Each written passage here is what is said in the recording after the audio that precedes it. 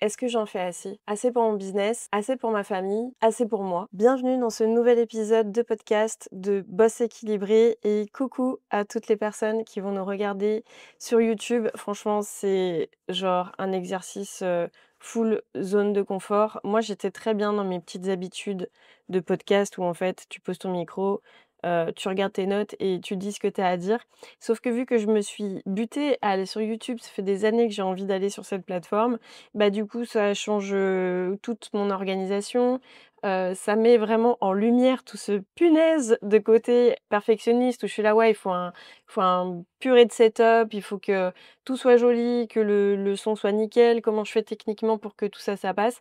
Donc franchement, vous m'en voudrez pas sur YouTube si je regarde pas tout le temps la caméra parce que ça reste un podcast qui est filmé. Je ferai sûrement d'autres vidéos qui sont pas en mode, podcast, mais please, soyez indulgents. Et pour toutes les personnes qui lancent leur business ou qui, en fait, sont déjà lancées et qui ont envie, de faire n'importe quel projet, bah, lâchez le perfectionnisme, passez à l'action. De toute façon, on ne peut que s'améliorer et si on fait rien, bah, on fait rien. Bon, en fait, on est un peu dans la thématique de ce podcast parce qu'aujourd'hui, j'ai envie de parler du vrai prix de l'équilibre, de l'ambition, de la culpabilité, mais aussi du lâcher prise.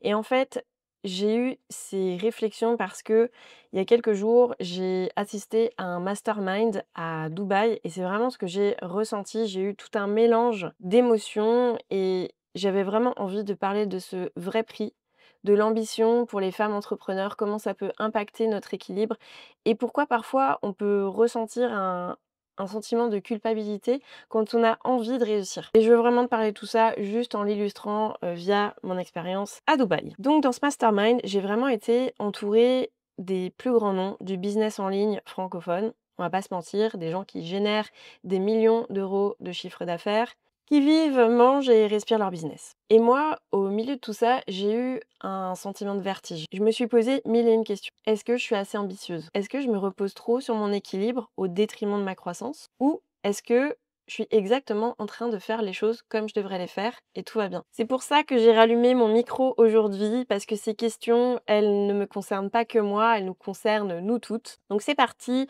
on va se faire une petite minute Wikipédia, même si je pense que plus personne n'utilise Wikipédia. Aujourd'hui, on est plutôt, ChatGPT, je pense. Enfin moi, ChatGPT, c'est mon meilleur ami.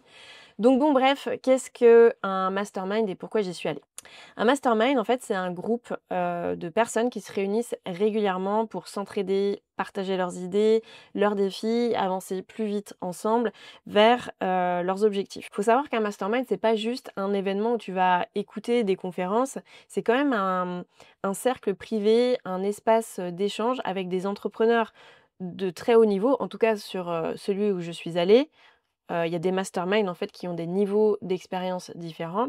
Mais moi, ce que je suis allée chercher, c'était quelque chose de haut niveau où, en fait, on partage, nos stratégies, nos défis et nos visions. Et soyons honnêtes, suivant le mastermind auquel tu accèdes, ça coûte une blinde. Donc clairement, on met pas des dizaines de milliers d'euros dans un mastermind comme ça, juste par hasard. Quand tu y vas, c'est que tu as une ambition forte, c'est que tu veux connecter avec des gens qui ont ton niveau, voire un niveau au-dessus, en fait, pour pouvoir t'inspirer et passer au next step. Et moi, j'y suis allée clairement pour ça. Je suis pas allée à Dubaï pour le mood, parce que moi, c'est pas trop mon mood, Dubaï. Pour moi, c'était plus synonyme d'influence et d'évasion fiscale, clairement. Mais pour moi, c'était une vraie opportunité que d'échanger avec des entrepreneurs que je suis en fait depuis des années. Sauf que c'est pas la première fois que je ressors de ce type d'événement avec un sentiment mitigé. Parce que se mesurer aux ultra performeurs, donc aux gens qui réussissent, bah ça a créé un espèce de choc des ambitions. J'ai rencontré des entrepreneurs incroyables, des gens qui dorment 4 heures par nuit, qui travaillent non-stop, qui sont corps et âme dédiés à leur business, qui ont une belle vision, qui ont fait exploser leur business à des niveaux, hallucinants et franchement je kiffe. Je remets pas du tout ça en question parce que voilà, ça c'est mon âme, d'entrepreneur qui parle. Je kiffe parce que je comprends leur passion, je comprends leur engagement. C'est quelque part, c'est beau à voir, mais ça me renvoie aussi à une réalité, la mienne. Parce que moi, j'ai créé Boss Équilibré pour une raison précise. Dans mon parcours, je suis quand même passée de l'épuisement à la clarté. Il y a 13 ans, j'ai lancé ma première boîte, donc dans l'hôtellerie. J'ai fait de l'argent, mais j'ai aussi fait du surmenage, j'ai été en surpoids, je me suis épuisée, j'avais une santé qui partait en vrille, je voyais pas mes enfants et clairement à cette époque, j'avais pas de pourquoi. claire et définie. J'avais juste une ambition, c'était de faire tourner mon business coûte que coûte. Et le prix à payer dans tout ça, ça a été ma santé, physique et mentale, mon énergie et quelque part, le temps, en fait, que je passais pas, pour moi ou avec ma famille. Et puis j'ai eu mes enfants. Et là, il y a quand même eu un énorme changement. Même si quand je me suis lancée, mon bébé avait 6 mois, au fur et à mesure du temps, je me suis rendu compte quand même de certaines choses. J'ai plus voulu bosser juste pour faire de l'argent. Ça a vraiment changé. J'ai voulu être présente pour mes enfants, pour eux. J'ai voulu leur offrir une belle vie, leur montrer l'exemple, leur montrer que tout est possible. C'est là, en fait, que Boss Équilibré est né, vraiment dans cette idée d'aider les femmes et de les impacter à développer leur activité sans s'épuiser, à kiffer leur vie, à être avec leurs proches, à aller au sport, à bien se faire à manger, à faire ce qu'elles veulent, tout en développant leur business, en ayant les bonnes clés, mais sans sacrifier leur ambition. Je sais que quand on parle d'ambition, c'est toujours un peu touchy. Mais là, en plein mastermind, bah, j'ai eu, une grosse claque. Voilà. J'ai eu une énorme remise en question en mettant en face les notions de ambition versus équilibre. Moi, je suis Balance, mon signe astro, c'est Balance, donc l'équilibre, c'est vraiment, un besoin vital au cœur de ma vie, hein. Et dans ce grand cercle d'entrepreneurs, je me suis demandé: est-ce que je suis en train de me cacher derrière mon équilibre? Est-ce que je me limite? Est-ce que je suis une grosse hypocrite en me disant que je veux impacter des milliers de femmes, mais sans pousser plus loin? Et c'est là que la petite voix dans ma tête a commencé à parler. Marie-Pierre, tu veux plus? Bah lève-toi à 5 h du mat. Arrête de prendre 9 semaines de congé par an. Remets tes enfants à la garderie. Travaille plus. Sacrifie plus. C'est comme ça que les plus grands font, non? Sauf que, est-ce que c'est vraiment ma vérité? Ou est-ce que c'est juste la voix des autres qui essaye de s'imposer dans ma tête? Et là, j'ai eu une autre petite voix sage qui est venue dans ma tête en me soufflant la loi de Parkinson. J'adore la loi de Parkinson. Moi, je suis une fanat d'organisation et de productivité. Et en fait, cette loi de Parkinson, elle dit que le travail s'étend de façon à occuper tout le temps disponible pour son achèvement. En clair, plus on se donne de temps pour faire une tâche, plus ça va nous prendre de temps. Pour expliquer un petit peu tout ça, on peut prendre le concept des impôts. Tu vois, les impôts, tu as une date limite pour remplir ta déclaration.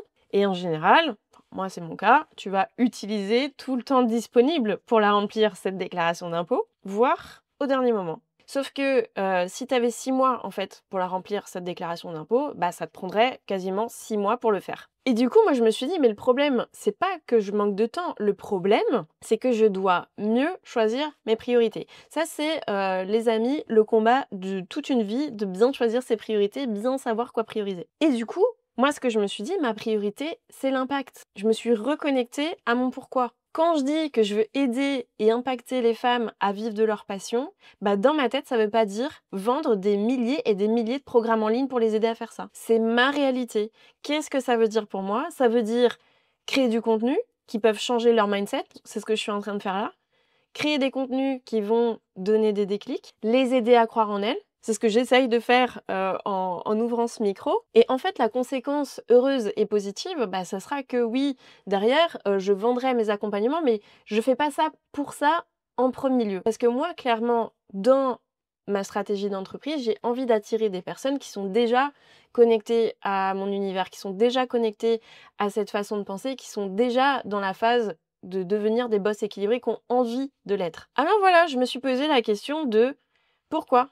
Quel est le pourquoi derrière ce podcast? Et la réponse, elle est hyper simple. J'ai envie d'être là pour toi toutes les semaines. C'était déjà le cas avant, parce que je dois avoir à peu près 80 épisodes d'enregistrés. Et puis pour qui pourquoi j'ai perdu cette régularité? Parce que ben voilà, on se pose toujours des questions. Est-ce que je fais bien? Est-ce que je suis dans la bonne stratégie? Est-ce que je suis à ma place? Qu'est-ce que je priorise? Bref, toujours casse-tête. Donc là, je m'engage ici et maintenant à reprendre la cadence d'un épisode par semaine. Parce que franchement, c'est ça qui me fait vibrer. Moi, c'est ça qui me drive. Bon, ça c'est moi et ma réflexion perso, mais toi dans tout ça, parlons-en. J'aimerais que tu prennes un moment pour te poser les bonnes questions. Est-ce que ton ambition et ton équilibre sont alignés?